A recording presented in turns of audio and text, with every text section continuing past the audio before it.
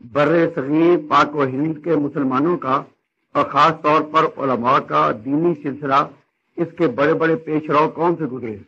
اول درجے میں حضرت سیدنا امام ربانی مجدد الثانی رحمۃ اللہ علیہ سرہند کے مشہور بزرگ ہیں۔ ہم لوگ جو علماء دیوبند سے وابستہ ہیں، ہم انہی حضرات کی مانوی اولاد ہیں۔ ہمارا سلسلہ مجدد صاحب سے روشن ہو کر چلا، اور حضرت مجدد الثانی رحمۃ اللہ علیہ کے بعد اورنگزیب عالمگیر نام سنا، اور ان کے بعد حضرت امام شاہ ولی اللہ متزل بھی۔ اگر حضرت شاہ ولی اللہ متزل بھی، اورنگزیب اور مجدد الثانی، اگر یہ تینوں بزرگ ہندوستان میں نہ ہوتے تو ہندوستان کا موجودہ نقشہ کچھ اور ہوتا۔ لیکن ہمارا اسلام، حضور والا اسلام، صحابہ والا اسلام، اہل سنت والجماعت کا جو ہم تک چلا آیا، اس میں ان تین ہستیوں کا بڑا دخل ہے۔ تو ان تینوں کے وارث ہم لوگ ہیں۔ مجدد الثانی رحمۃ اللہ علیہ، آگے اورنگزیب رحمۃ اللہ علیہ، آگے شاہ ولی اللہ متزل رحمۃ اللہ علیہ۔ یہ تینوں نام تو یاد رہیں گے نا، اور اگر تینوں نہ رہے تو ایک شاہ ولی اللہ، علم کا مرکز ولی اللہ متزلوی، اس کے بیٹے چار علم ہند کے تھے تاجدار۔ شاہ ولی اللہ متزلوی رحمۃ اللہ علیہ کے بیٹے امام عبدالعزیز، شاہ عبدالقادر، شاہ رفیع الدین اور شاہ عبدالغنی، یہ چار ان کے بیٹے چاروں محدث تھے۔ اور حضرت شاہ ولی اللہ کے پوتے حضرت شاہ اسماعیل شہید، اور شاہ عبدالعزیز کے نواسے حضرت شاہ محمد اسحاق، جن کا نام ہم سب کی حدیث کی سندوں میں آتا ہے۔ اپنی حدیث کی سندوں میں شاہ محمد اسحاق کا نام آتا ہے یا نہیں آتا ہے؟ تو یہ شاہ محمد اسحاق صاحب کون تھے؟ پھر ذرا غور کیجئے۔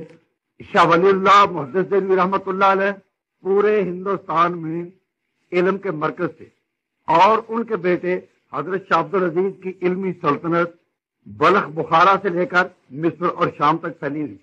شاہ عبدالعزیز کے شاگرد اور بھتیجے حضرت شاہ اسماعیل شہید رحمۃ اللہ علیہ تھے۔ ان کے خلیفہ حضرت سید احمد شہید تھے، اور حضرت شاہ عبدالعزیز کے نواسے حضرت شاہ محمد اسحاق رحمہ اللہ، یہ مسند حدیث پر ان بزرگوں کے وارث تھے۔ اس کے بعد انگریز ہندوستان میں آ گئے۔ جب انگریز ہندوستان پر چھا گئے تو دہلی کے یہ محدثین اور ان کے شاگرد آئندہ دیوبند منتقل ہوئے۔ اب وہ علمی چراغ جو پہلے دہلی میں جلتے تھے، اب وہ دیوبند میں جلنے لگے۔ دہلی کا ایک تاریخی نام جہاں آباد بھی تھا۔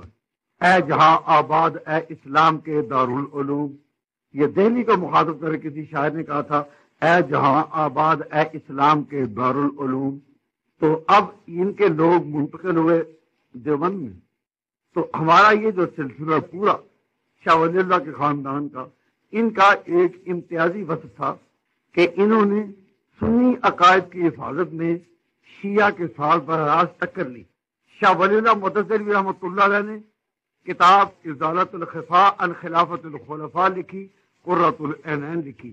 شاہ عبدالعزیز صاحب نے تحفہ اثنا عشریہ جیسی تاریخی عظیم اور ضخیم کتاب لکھی۔ اس کو شیعہ کبھی برداشت کر سکتے تھے؟ نہیں۔ اس کی خبریں ایران میں پہنچی، شیعہ علاقوں میں پہنچی، تو انہوں نے یہ کوشش کی کہ کسی طرح سنی مسلمانوں کو ہندوستان میں دو ٹکڑے کیا جائے۔